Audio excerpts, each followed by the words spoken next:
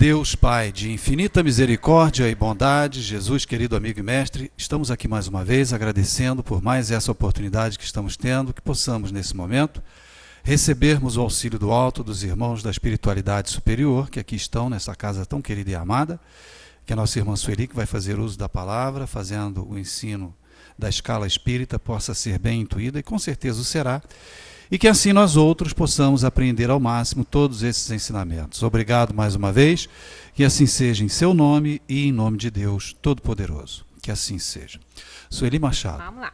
Bem, estamos aqui conhecendo, reconhecendo, né, porque a gente já passou por isso outras vezes, as classes dos espíritos que interferem em nossos pensamentos, não só quanto encarnados, quanto desencarnados, e conhecendo o caráter desses espíritos, a gente fica um pouco mais seguro ao atender ou não aos apelos que nos fazem, né? Então, paramos aqui e vamos ver as características, portanto, de cada um deles agora. Vimos as características gerais, agora nós vamos ver as específicas, né? De cada classe dessa aí, dos espíritos de terceira ordem, espíritos imperfeitos. Então, vamos lá. É a última, né? É a 10ª classe na ordem terceira lá. Então, eles são assim, ó, são inclinados ao mal e o fazem objeto de suas preocupações. Então, a gente vai vendo que só por isso a gente já sabe que não pode esperar grande coisa desses espíritos, né? Grandes coisas ruins, sim, mas boas não. Dão conselhos pérfidos, insuflam a discórdia e a desconfiança e usam todos os disfarces para melhor enganar. Então, o que eles fazem? São muito comuns a presença, esses espíritos são muito comuns dentro dos nossos lares, dos nossos ambientes, como aqui, ambientes de trabalho, porque eles querem que a boa obra não aconteça, que a harmonia não permaneça. Então, eles ficam perturbando um e outro, porque eles têm essa propensão, pura e simplesmente, de estragar, né, atrapalhar a vida de todos, intencionalmente. Não são irresponsáveis, não. Sabem perfeitamente o que estão fazendo e têm, por conta própria, determinação para isso. Então, é muito comum a gente ter a presença desses espíritos dentro das nossas casas, dos nossos lares, nos conflitos familiares, porque eles exacerbam. Conflito familiar, todo mundo tem. É igual a questão da influenciação, todo mundo é influenciado. Ninguém consegue se livrar de uma influência espiritual. Nós podemos nos livrar da obsessão que podemos ser acometidos por conta da atenção que dermos a essa influenciação. Então, dentro das nossas casas, por exemplo, a gente não consegue se livrar de conflitos familiares, não. Todos nós temos conflitos familiares, porque no palco familiar é onde se reúnem afetos e desafetos, amigos e inimigos, justamente para que a força da convivência não é nem do sangue, porque a sangue não tem essa força, tanto que se os gêmeos forem separados, irmãos separados, nem vão sentir falta um do outro. É pela força da convivência ali no dia a dia que a gente pode polir as nossas arestas, que a gente pode se dar conta de que incomodamos e somos incomodados, então a gente precisa se educar um pouco mais.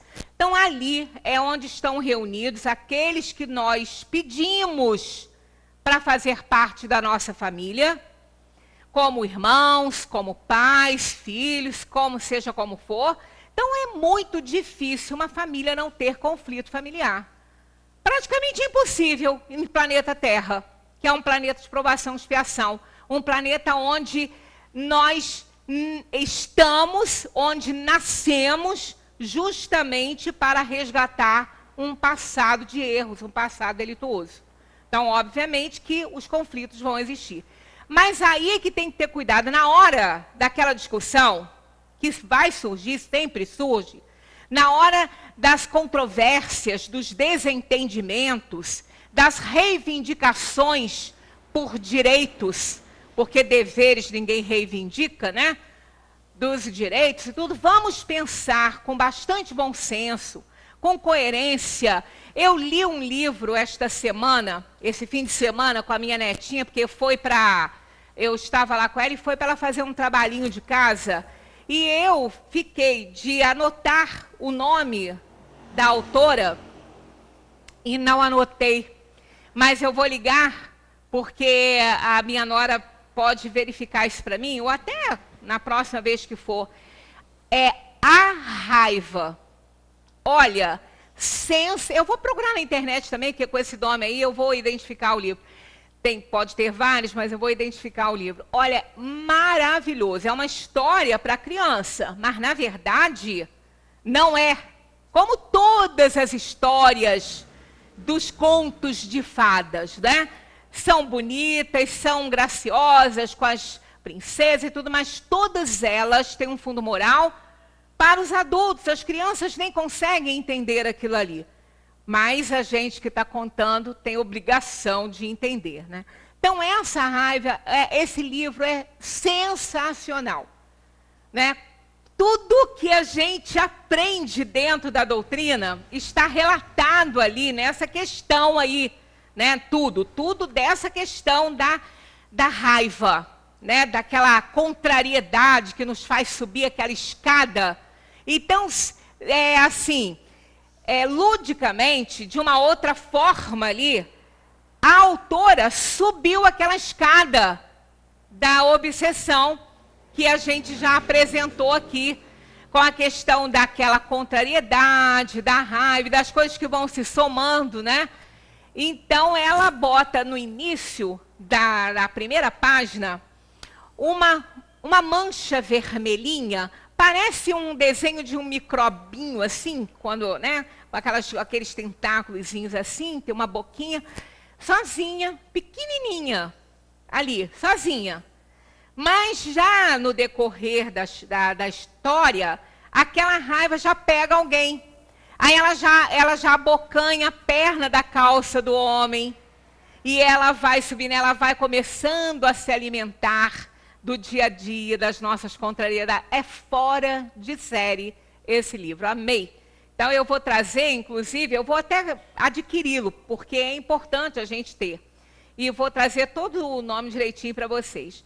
Então esses espíritos, eles fazem isso.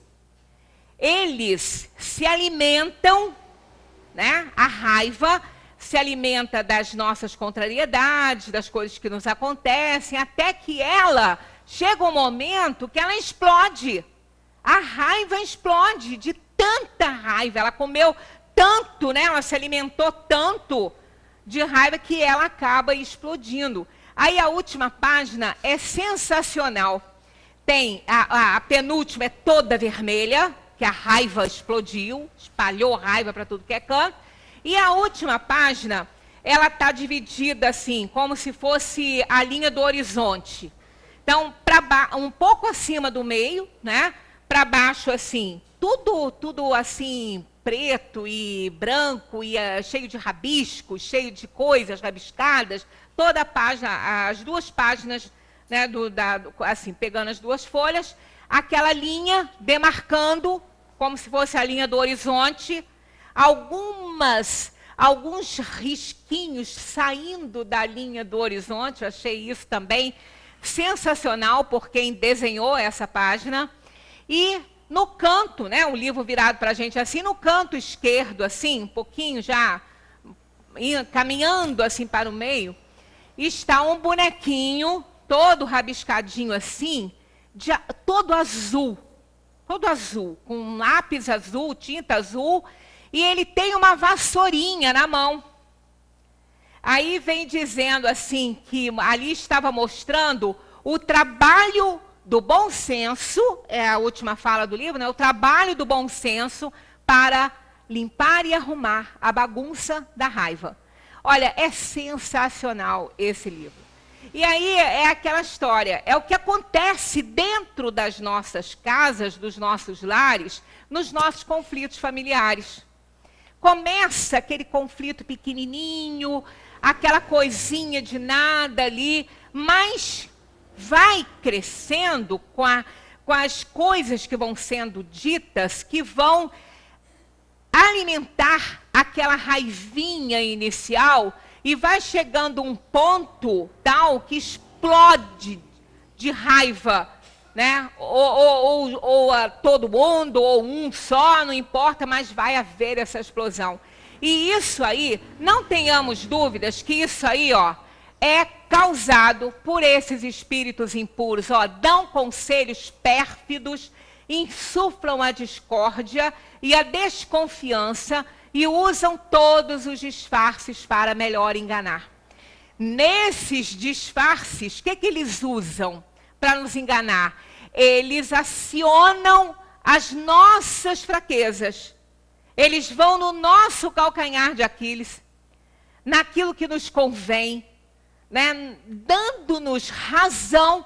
Tudo que alguém que está em pleno conflito, que está discutindo, argumentando que está certo, tudo que ele quer ouvir é que alguém chegue e diga que ele está certo, que o que ele está fazendo está certo. E eles se disfarçam, sendo amigos nesse ponto, entre aspas, de nos insuflar esses sentimentos e esses pensamentos de verdade, de que somos realmente, estamos cansados, está tudo em cima da gente, ninguém vê isso, essas coisas são insufladas por eles nos nossos conflitos familiares, seja onde for. E a gente passa a acreditar. Aí depois que ganharam a nossa confiança naquele conflito ali, eles começam a fazer o quê? As insinuações e os conselhos pérfidos, né? Nos insinuando a falar coisas que a gente não quer falar. Aí a gente pensa, na hora que a gente, às vezes, tem tempo ainda de raciocinar o que vai falar, a gente fala, nossa, por que eu ia falar isso? Eu não penso, eu não sinto isso, eu não penso isso, eu não sou assim. Mas a gente fala, a gente faz. Porque é uma insinuação pérfida, ruim, desses espíritos impuros que querem fazer a nossa, entre aspas, a nossa desgraça ali. E muitas vezes a gente permite, né, que eles façam. Uma minoria de vezes a gente não permite, a gente se mantém ali firme. Mas, na maioria das vezes, sim, porque, como a gente já pôde ver, nas características gerais desses espíritos imperfeitos, nós somos muito cheios de paixões. E aí é fácil, né? Quem é muito autopiedoso, eles ficam insuflando a autopiedade, né? A gente quer, né? Tem pessoas que não querem nem se livrar de um problema para poder reclamar, para poder o outro ter pena dele, ser digno de pena. Muitas vezes, as pessoas que vão procurar um médico para combater uma doença que tem, ou uma dor, qualquer coisa, elas querem tanto achar uma doença, elas querem muito, muito achar uma doença. Os médicos falam isso. Quando o médico vem com o exame e fala que ela não tem doença, ela fica triste. Qual é a chantagem que ela vai usar com a família? Do que ela vai reclamar? Ela não quer uma doença para morrer, não. Mas ela quer uma doença para poder reclamar. Né? Então, infelizmente, a gente ainda carrega essas coisinhas aí no nosso caráter. Continuando, apegam-se as pessoas de caráter bastante fraco para cederem às suas sugestões, a fim de as levar à perda, satisfeitos de poderem retardar o seu adiantamento ao fazê-las sucumbir ante as provas que sofrem. Eles se comprazem nisso aí. Eles querem a nossa desgraça. não é nem só para engrossar as fileiras e o grupo deles, não. É porque eles têm prazer nisso. Da mesma maneira que uma pessoa tem prazer em ajudar o outro e ver a felicidade do outro, eles têm prazer no contrário, em ver a desgraça do outro, e se divertem muito com isso quando eles conseguem. Mas se divertem muito. Tanto que nas reuniões mediúnicas, quando a gente recebe aqui uma comunicação de um espírito assim, que está realmente atrapalhando porque ele deseja, ele cansa de falar, ou melhor, nem cansa, né, de falar ali para o doutrinador, que ele não está fazendo nada, ele só está se aproveitando da situação. E isso é verdade, porque eles não querem também muito comprometimento, não. Mas eles nos conhecem, né? Nós temos aqui um quadro pintado dos nossos pensamentos. Então eles falam, eu estou a convite. Eu não criei a situação, eu me aproveitei de uma situação criada, e aí sim, eu me banqueteei com aquilo ali. E é isso que acontece, eles pioram a situação. Eles nem precisam fabricar, sabe por quê? Nós já fazemos isso por eles. Nós já temos as nossas imperfeições, que são bastante para criar situações para que eles se alimentem, né? Então é aquela questão, não deixa a raiva crescer, não. Deixa ela lá. Porque se ela começar a se alimentar, aí vai ficar difícil. Por quê? Cada um vai ter um argumento pior para demonstrar. Porque são espíritos que têm ajustes a fazer. Então tem muitos problemas uns com os outros no núcleo familiar, né? Nas manifestações, reconhecem-se esses espíritos pela linguagem. A trivialidade e a grosseria das expressões entre os espíritos, como entre os homens, é sempre um índice de inferioridade moral, senão mesmo intelectual. Mais moral, porque nem eles são bem inteligentes, eles sabem muito bem o que eles estão fazendo. Mas eles criam certos hábitos, como nós também, que são difíceis de controlar. Muitas vezes o hábito da linguagem mesmo. Não estou dizendo que sejam ruins, não, isso que eu vou falar agora. Para não parecer que eu já estou chamando de espírito impuro aquele que tem um vocabulário chulo. Não. Os jovens, de uma maneira geral, têm. Eu moro num lugar que tenho um cômodo, um quarto, que dá para o pátio de uma escola. E olha, tem hora que eu queria não ouvir, ser um pouquinho surda, porque eu estou apavorada com a linguagem daquelas crianças, de 6, de 7, de 8. Não, olha, é impressionante, determinadas palavras que não são adequadas a ambiente nenhum, nem entre eles, é corriqueira, é o que mais se fala. Eu ainda fiquei, como que pode, gente? Eu trabalhei na área de educação, mas eu não permitiria um aluno meu com uma linguagem daquela, não. A gente não pode permitir. Eles vão falar? Vão, mas a gente não pode permitir. E ali eu comecei a perceber que não era nem só da parte deles, né? Então, olha a complicação. É tão normal isso hoje, é tão normal, que as pessoas às vezes nem sabem que estão falando. Nem ligam, né? Não estão nem prestando atenção, sabe por quê? Isso é hábito. Da mesma maneira que esses espíritos impuros, eles têm hábitos que por mais que eles queiram se disfarçar, eles não conseguem, porque são hábitos já estabelecidos. Quando estavam encarnados e permanecem quando estão desencarnados. Da mesma forma. Então eles vão ser reconhecidos de alguma forma. Por mais que queiram disfarçar, por mais que queiram parecer, tanto que nas reuniões mediúnicas, quando eles começam com uma fala bonita, né? Não demora muito, eles tiram a máscara, eles não aguentam sustentar. E o doutrinador, se ele for experiente, ele leva o espírito a tirar a própria máscara com o que ele fala. Porque o doutrinador sabe muito bem como cutucar um espírito desse numa reunião mediúnica para ele se mostrar quem ele é. Então, o doutrinador experiente tem essa vantagem, né? E logo ele tira a máscara. Aí começa, né? No início parece até um espírito elevado. Demora segundos, a máscara está no chão. Então é pela linguagem, pelas coisas que faz, que fala, pelas opiniões que dá. Então isso serve tanto para aqueles que nos insuflam pensamentos porque estão desencarnados, quanto para aqueles encarnados. A gente pensa que a gente não tem esses espíritos do nosso círculo de amizade. A gente tem. Nós estamos num planeta de provação e expiação. Não vamos esquecer disso, não. Aqui, ó, esses espíritos todos, essas classes todas dessa terceira ordem, são de espíritos de plano de provação e expiação.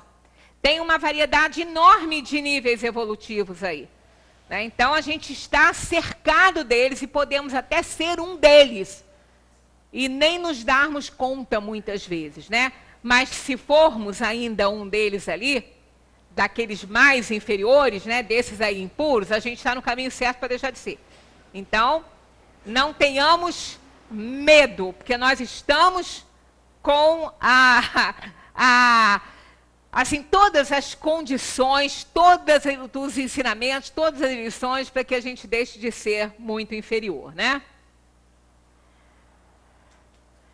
Suas comunicações revelam a baixeza de suas inclinações, e se eles tentam enganar, falando de maneira sensata, não podem sustentar o papel por muito tempo e acabam sempre por trair a sua origem, é o que a gente falou, né? Alguns povos os transformaram em divindades malfazejas, outros os designam como demônios, gênios maus, espíritos do mal, força do mal. Esses espíritos são esses demônios que algumas filosofias e religiões denominam assim. Nenhum deles tem potencial de maldade igual ao potencial da bondade e do supremo bem do Criador. Porque foi o Criador que os criou também. E os ama da mesma forma. Só que sabe que precisam de lições para que eles possam melhorar.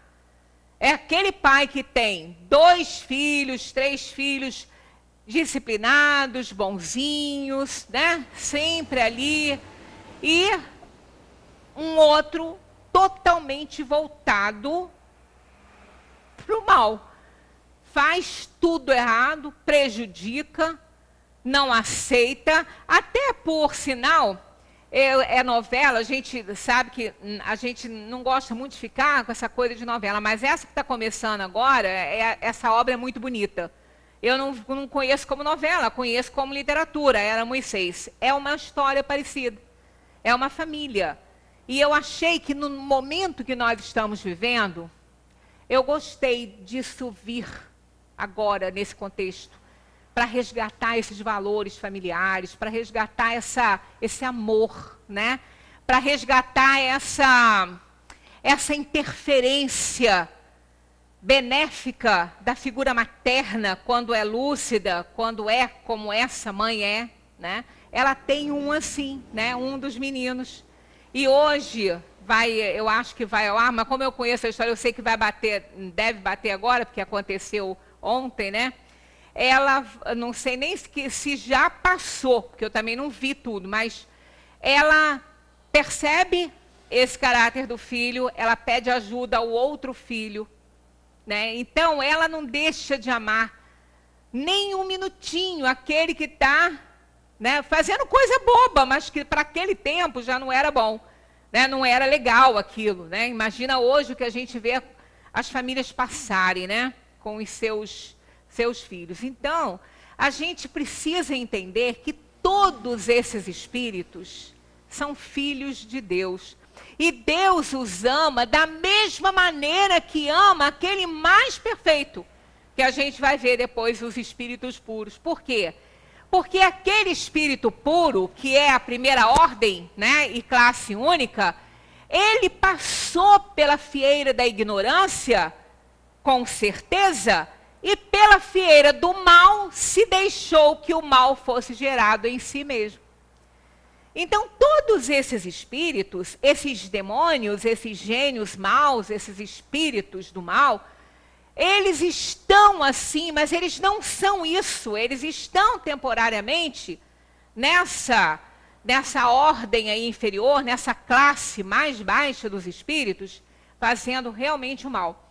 Então, Deus os ama da mesma forma, mas como lições, né, queiram dar o nome que quiserem, punição, que também é muito usado aí dentro da doutrina espírita, vai dar oportunidades a eles, né, sem fim, deles se tornarem espíritos melhores. E eles vão, aí no caso, vai ser pela dor, aprender a respeitar e a se colocarem no trilho da obediência do Pai. Porque nenhuma ovelha do rebanho de Deus se perderá. E Ele criou todos os espíritos, simples e ignorantes. Ama a todos igualmente. Então, a mais vil das criaturas é tão amada por Deus como nós somos. Como os espíritos superiores são. Quanto os espíritos puros são. E olha que nós estamos na ordem dos espíritos inferiores. Somos amados por Deus. Ainda não somos bons. Temos todas as paixões. Mas Ele nos ama mesmo assim. E nos perdoa. Só que o perdão vem acompanhado da lição. E a lição vem acompanhada do reajuste. Porque é através do reajuste que a gente aprende essas lições.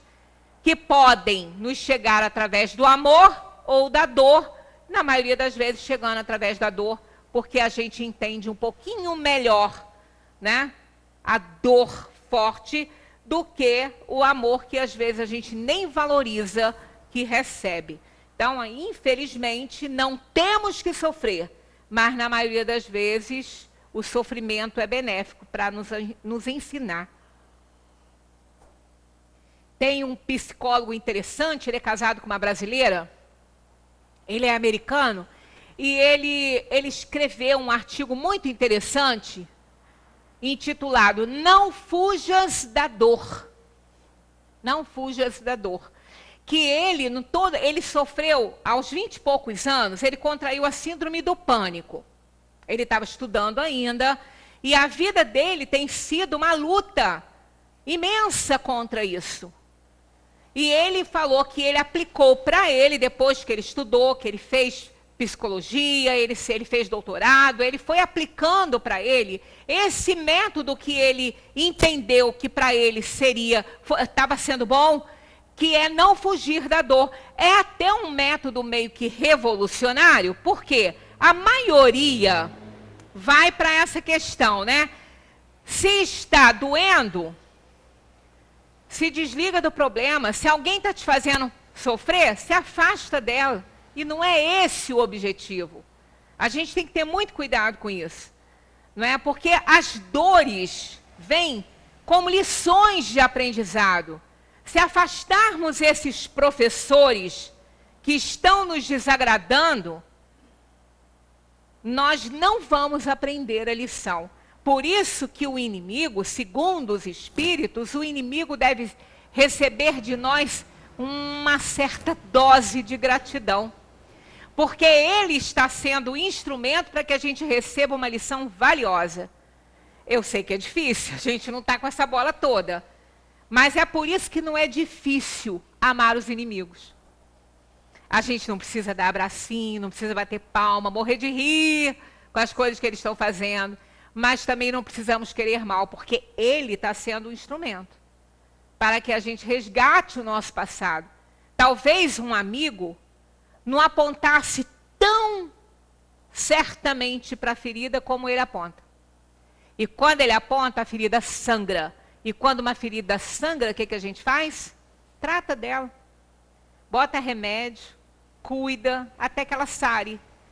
Se ninguém apontasse ali e tirasse a casquinha, ela não ia sangrar, a gente ia deixar ela ali, ela ia ficar corroendo, até virar um mal maior, quem sabe, né? Então o inimigo, às vezes, ele faz esse trabalho. Então ele não está sendo amigo, mas também não está sendo o grande vilão. Do momento que aquela dor que ele nos impõe é uma dor que vai nos trazer lições valiosas para que a gente se cure. É difícil de entender, mas é lógico. Se a gente analisar, é lógico. A gente tem dificuldade de entender porque nós estamos na ordem dos espíritos imperfeitos. Aí a gente tem dificuldade.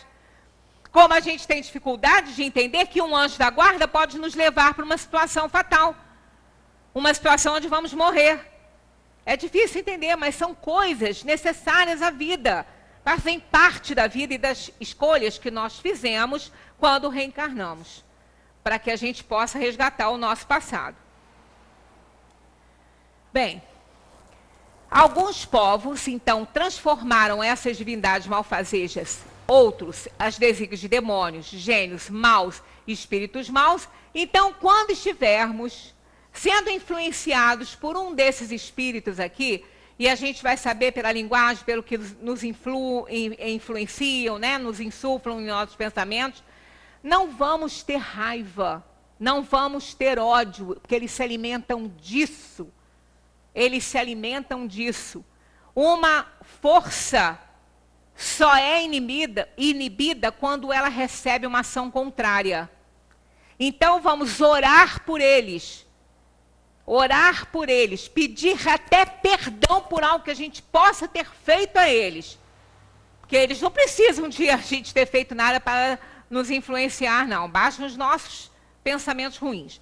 Mas às vezes a gente fez, né? E não está lembrando. Então, temos que ser humildes ao ponto de saber e reconhecer que se estamos sendo influenciados, seja por espíritos encarnados ou desencarnados dessa ordem, temos algo a resgatar ali. Ou com eles, ou com outros, mas que a situação se fará presente para cada um de nós. Então, a raiva não deve fazer parte desse sentimento nosso aí, não.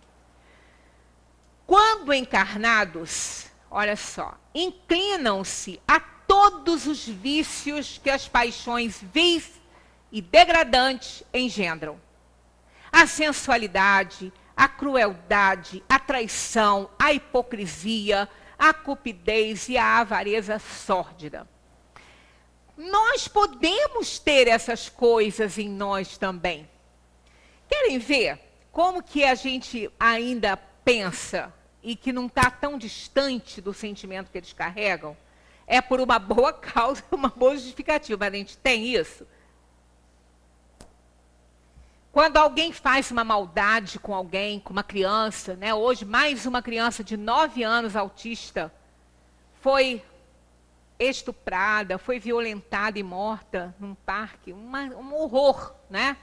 Aí naquele momento, alguma pessoa pode falar assim, pois é, tinha que pegar essa pessoa que fez isso, em vida, picar os pedacinhos, colocar num saco e mandar para a família. Vocês já não ouviram gente fazer isso? Pensar assim? E até a gente, às vezes, pode ter um pensamento assim. Isso aí mostra que a gente ainda sabe o que é ser cruel. A gente sabe o que é ser cruel, né? Então, a gente vê que, claro que a gente se horrorizou tanto com o que foi feito, que a gente teve esse pensamento. Mas por que a gente teve esse pensamento? Porque a gente ainda carrega uma dosezinha de crueldade no caráter. Né? Então, a gente tem que ter muito cuidado, porque às vezes, né, eu tenho mesmo uma pessoa da família que fala, e é uma pessoa excelente, da melhor qualidade, sabe, assim, caráter inibado, um espetáculo de pessoa. Mas fala, se acontecer uma coisa assim com a minha filha, eu viro monstro. Eu não serei mais a mesma pessoa. Porque eu vou ao fim do mundo para me vingar. Olha só, né? Então, nós temos que reconhecer que nós não estamos com os 2 pés no degrau em que a gente já se encontra, não. Tem um que está embaixo ainda. Tem um que está no degrauzinho de baixo. E esse que está no degrauzinho de baixo pode provocar o desequilíbrio daquele que está no degrauzinho acima e fazê-lo se juntar a ele no degrauzinho de baixo. Então, a gente nunca pode falar assim, eu não faço isso, dessa água não beberei. Ah, bebe sim. Passa uma sede intensa que vai beber. Né? E a gente não sabe, né? Nós estamos aí num mundo onde tudo pode acontecer, desde que Deus permita esse acontecimento, né? E Ele permite para nos ensinar, certo? Então, continuando, esses espíritos fazem o mal pelo prazer de fazê-lo e por aversão ao bem. Quase sempre escolhem suas vítimas entre as pessoas honestas. Isso pode vir até a ser uma contradição, né? Com as coisas que a gente vê acontecer com crianças, né? Por que com crianças?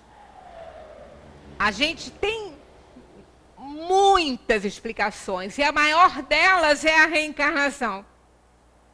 É a escolha que esse espírito fez para que ele resgatasse um passado delitoso. Nunca vamos deixar de lembrar que as crianças só são crianças no corpo físico. São espíritos milenares que estão ali, endividados com Deus, com as outras criaturas e com eles mesmos. Né? E a família, onde estão inseridos e que sofre uma dor inimaginável, que não vai ter fim nessa encarnação, está também resgatando um passado de delito que pediu para isso acontecer. Não pediu especificamente a coisa, a gente já falou sobre isso na escolha das provas, e quando chegar lá, a gente vai tornar a deixar bem claro isso. O gênero da tragédia. Gênero, tragédia. Agora, como essa tragédia vai acontecer, vai depender das situações que se apresentarem e dos instrumentos que estarão aptos a serem utilizados para isso. Ou não, né? Ou se não tiver instrumentos, ninguém vai precisar de assumir uma responsabilidade dessa para um resgate desse, será feito de outra forma, com doenças que acometem as pessoas o tempo inteiro, né? Então, nós temos explicações de sobra para isso. Mas por que isso acontece aqui, ó? Entre as pessoas honestas, fazem o mal pelo prazer de fazê-lo, e por aversão ao bem, quase sempre escolhem suas vítimas entre as pessoas honestas, porque eles querem essas pessoas. A honestidade incomoda, a grandeza de caráter fere. Né? Como eles não conseguem ser assim ainda? Tem hábitos e vícios difíceis de vencer e se irritam com quem é. A gente até falou aqui sobre aquela questão daquela pessoa, né? Que acorda de manhã, dando pulos de alegria se estiver chovendo, se tiver sol, se tiver calor, se tiver frio. Costuma-se se chamar a síndrome de Poliana, né? Aquela pessoa que acorda dando pulos de alegria. Eu me irrito com a pessoa dessa. Dá vontade de esganar essa pessoa nessa hora. Né? Na hora que você está mal-humorado porque está chovendo, ou porque está sol, porque está calor, eu me irrito com quem tem síndrome de Poliana. Mas por que eu me irrito? Porque eu não consigo ser igual, né? É assim. Então, como a gente não consegue alcançar certas coisas, a gente não quer que ninguém alcance. Se você não consegue um carro novo e seu vizinho comprou um carro zero que você gostaria, se você não tiver um bom caráter, vai torcer para ele perder, para roubar, para ele bater o carro. Né? Se você tiver bom caráter, você vai ter a inveja branca. A inveja boa. Existe isso? Claro que existe. Podem procurar. Na psicanálise, eles vão te mostrar o que é inveja branca e inveja boa. Psicologia, todo mundo, a gente sabe o que é. É aquele que deseja também. Mas ele não quer que você se desgrace com o que você tem. Ele fica feliz com o que você adquiriu. Ele só quer também. E tem alguma coisa de errado nisso? Claro que não. Essas coisas todas são estímulos para que a gente trabalhe para conseguir. mas que a gente tem que ficar feliz com o que o outro tem. Essa é a boa. Essa é a inveja boa, a inveja branca. Você não está com uma inveja de querer que ele se desgrace, você está apenas querendo ter também. E isso não é nenhum mal, você também querer. Só que você tem que trabalhar para isso, né? Dentro da licitude ali, dentro daquilo que você conhece da lei de Deus. Então, isso não está errado, né? Mas esses espíritos, então, eles têm esse prazer. Não conseguem fazer e têm o prazer de estragar, de ser o desprazer da sua vida. E se a gente deixa, vão ser mesmo, né? Constituem verdadeiros flagelos para a humanidade. Seja qual for a posição social que ocupem, e o verniz da civilização não os livra do opróbrio e da ignomínia, né? Da aspereza, do desprezo social, de tudo, né? Do descaso, da vergonha que passam, né? Então, nada disso, eles não ficam livres disso. E eles estão todo o tempo nos mundos de provação e expiação, porque esse é o plano deles. Porque a Terra ocupa o segundo plano na ordem dos mundos. O primeiro são planos primitivos. São espíritos recém-criados, simples e ignorantes. São espíritos que ainda nem às vezes desenvolveram o mal, sofrem privações para desenvolver a inteligência. Mas a maldade nesses mundos primitivos não é intencional. É apenas para que se livrem de situações. Já desenvolvendo o mal nesses mundos, por vontade própria, eles vão reencarnar loguinho em plano de provação e expiação. Porque eles desenvolvendo o mal, eles vão fazer o mal. Fazendo, eles têm que expiar, eles têm que provar. Então, nos nossos mundos de provação e expiação, eles estão aí o tempo inteiro, todas essas classes da terceira ordem. São os espíritos encarnados em planos de provação e expiação, todos eles.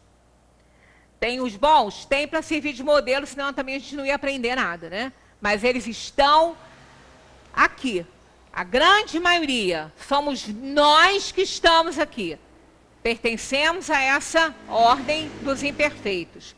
E aí dentro, né, dessas classes aí, cada um vai analisando a si mesmo para saber a situação em que se encontra.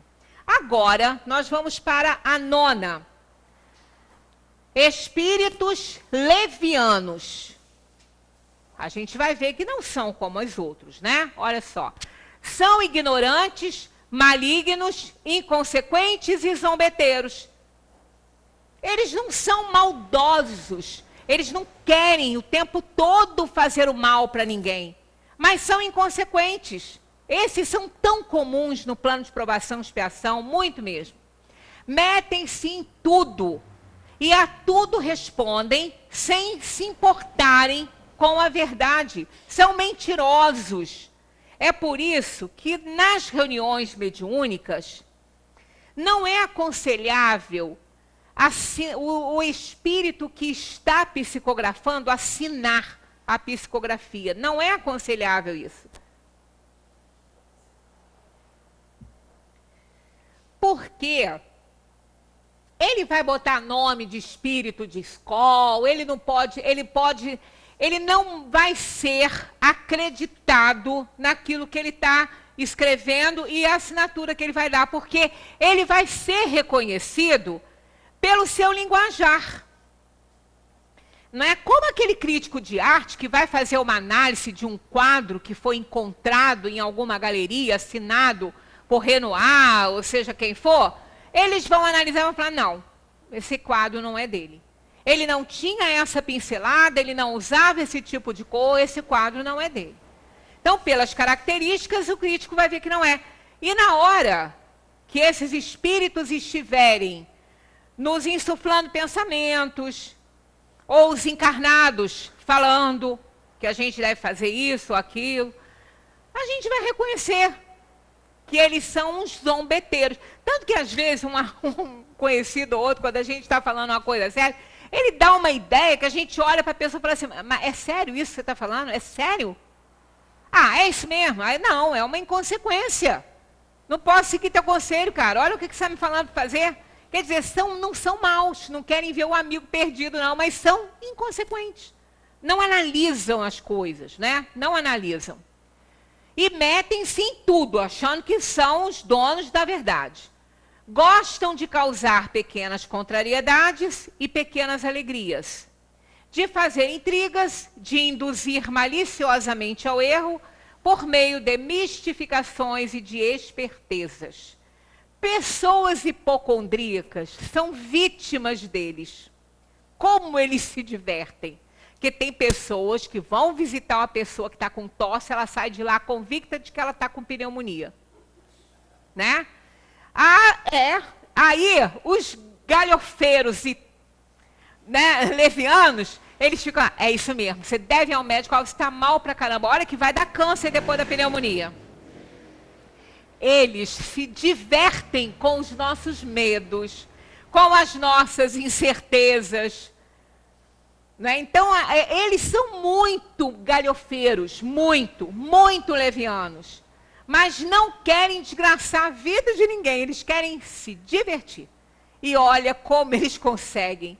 Às vezes, a gente, só depois que a gente já passou um perrengue danado, é que a gente fala, gente, como é que eu não percebi que isso é uma intuição de um espírito galhofeiro, bem zombeteiro aí?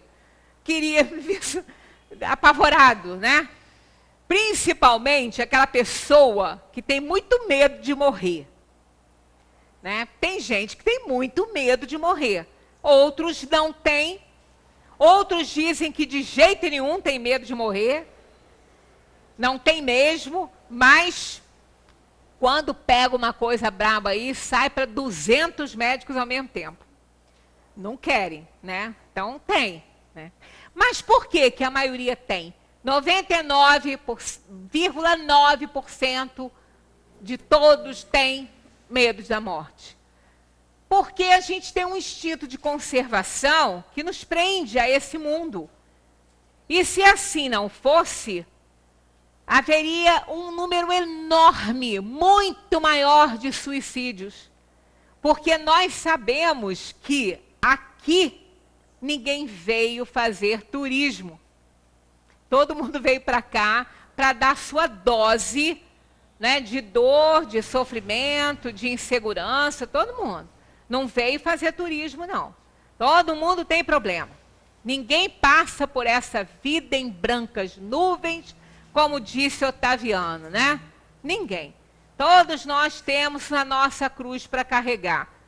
Uns, ela é mais pesada, para outros ela é mais leve, e assim vai. Mas todo mundo tem sua dosezinha, né, de testemunho a dar da sua fé, seja ela qual for, né, se for uma pessoa de fé. Então, esses espíritos se aproveitam. O medo da morte, que é muito comum, às vezes, quando eles querem se divertir muito, eles começam nos nossos sonhos, entrar, né, quando a gente não se prepara muito bem para dormir, não teve um dia muito religioso, né, com um sentimento muito religioso, aí quando se emancipa aí pelo sono, pode não se enturmar muito bem, né? E eles estão ali para falar, você vai morrer, hein? Você vai morrer essa semana. Você vai morrer essa semana. Aí a pessoa acorda em desespero. Né, que vai morrer, que ela sonhou que o espírito falou que ela ia morrer. Ora, nunca um bom espírito vai fazer uma coisa dessa. E espírito dessa ordem aí, leviano, não sabe nada. Eles não podem falar isso, eles não sabem nada. Né? Nem os bons sabem. Só mesmo aqueles superiores mesmo, que podem ter um conhecimento disso aí. Né? Então, não sabem. Aí vão brincar, e aquela pessoa vai passar desesperada, aí ela vai começar a sentir tudo. Ela vai sentir uma dor, mas será que é daqui que eu vou morrer? Será que essa é uma doença que está aqui? Aí se deu uma dor de cabeça, não, é um aneurisma, ele vai me matar essa semana. E fica, e eles se divertem o tempo inteiro, até que eles se cansam. e largam a gente para lá. Aí esse pensamento desaparece, a gente depois nem lembra mais de que estava desse jeito, né? Então é isso que eles gostam de fazer. A esta classe pertencem os espíritos vulgarmente designados pelos nomes de duendes, diabretes, gnomos, trasgos. Olha só, tem gente que cultiva em alguns jardins as casinhas para os gnomos, para os duendes, colocam árvores, comidinha, não é? E vêm esses espíritos, podem, é claro que podem, eles podem se fazer visíveis, interessa para eles. Aí eles ali estão brincalhões, feito crianças correndo num jardim, mal sabe essa pessoa que eles não são assim. Eles são levianos, eles não são confiáveis, são espíritos inconsequentes. Não têm a maldade dos impuros, mas eles também não têm a bondade que a gente coloca neles, não. E podem causar problemas até bem sérios no ambiente. Eu me lembro que tinha uma pessoa da televisão, era uma pessoa, até uma diretora de programa, que uma vez ela deu uma entrevista aqui na casa dela, ela tinha um jardim onde ela tinha certeza dos doentes que ela já tinha visto ali, que ela tratava deles e tudo.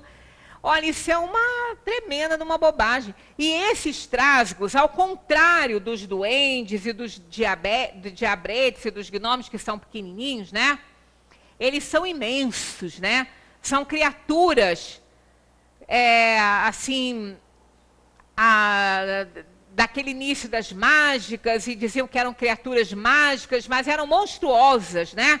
Eram enormes, feitos gigantes, e com uma aparência muito feia, mas que de mágico eles também não tinham nada. Então são essas crendices e essas formações que esses próprios espíritos plasmam a si mesmos. Os trasgos enormes, os doentes pequenininhos, alegres, brincalhões, com aquele capuchinho na cabeça, com aquele chapéuzinho bonitinho, e no entanto, não cultuem, não peça nada para eles, eles são levianos, são espíritos muito, mas muito inferiores.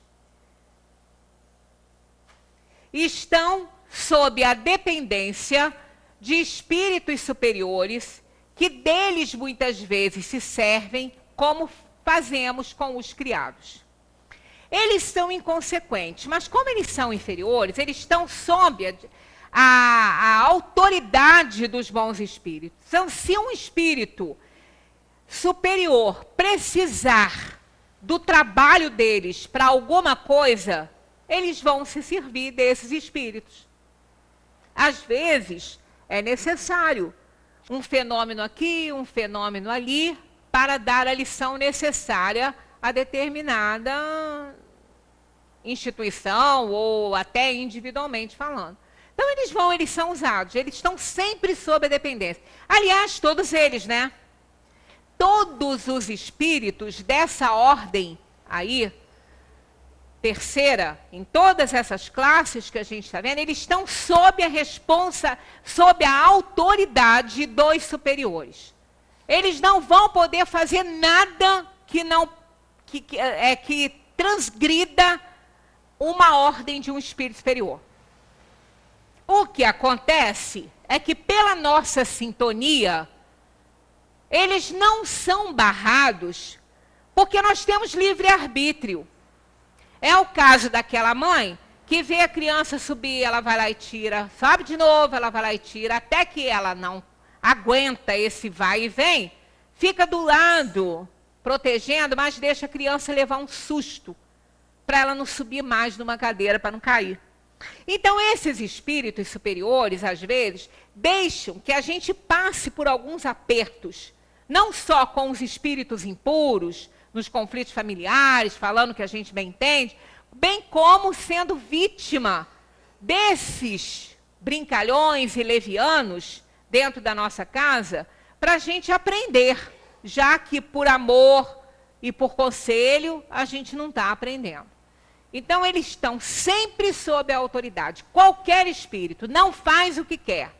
Quando estamos sendo alvos de um obsessor impuro, mesmo, aquele obsessor com determinação em nos prejudicar, é que a nossa conduta não está de acordo, nossa sintonia está ruim, e temos dívidas a acertar com esses irmãos, que a gente não precisa nem chamar de obsessor, é melhor chamar de cobrador, que é um cobrador de dívidas passadas. E que se nós não estivermos bem sintonizados, seremos com certeza afetados por eles. Então isso é uma regra lógica, né? Aquele que comprou tem que pagar. Ninguém mandou ele comprar. Aquele que errou tem que consertar seu erro. Ninguém mandou ele errar. Se ele está errando para aprender, que a gente aprende, né, por tentativa e erro, ele não vai se incomodar em refazer, porque ele quer acertar.